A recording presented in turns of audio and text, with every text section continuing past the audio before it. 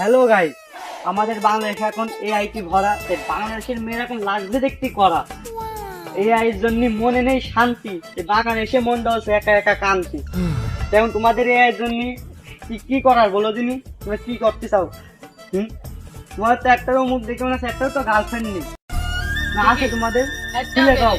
একটা নেই এআই দিয়ে গার্লফ্রেন্ড বানাতে হবে আমাদের। হ্যাঁ বুঝতে পারছি। আমি বানাইতে আসছি।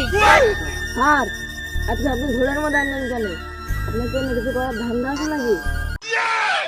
মনি, আমার বাড়ি বউ আছে, তুই সব কথা ভাবিস না, তুমি কথা মোটেও ভাবিস নি।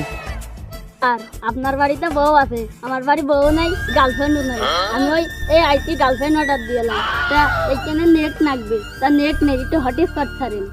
তোদের এই ঘরের মধ্যে আনার কারণ কি জানিস তোরা? কি স্যার? আমি বাংলাদেশে আইটি ভরা, বা এখন থাকাই বলতাম আইটি জানলে তো মেয়ে ফেলতো, বুঝিস না তোরা? বুঝতে হবে এইসব জিনিস। এখন দেখতে আলি জায়গা মতন টপকি দে, বুঝিস না? দেখেছিস তো স্যার আমাদের কত ভালোবাসে, ফাঁকাতে আমি যাবো বলে বাগানে বই নিয়ে গেছে।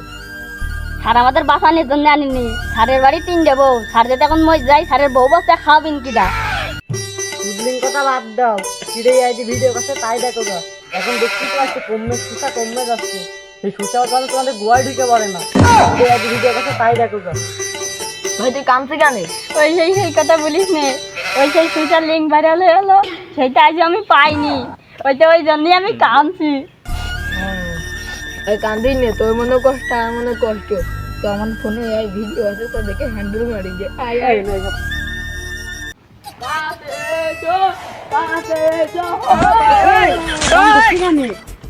ও বিটি, তুমি বাগানে কেন?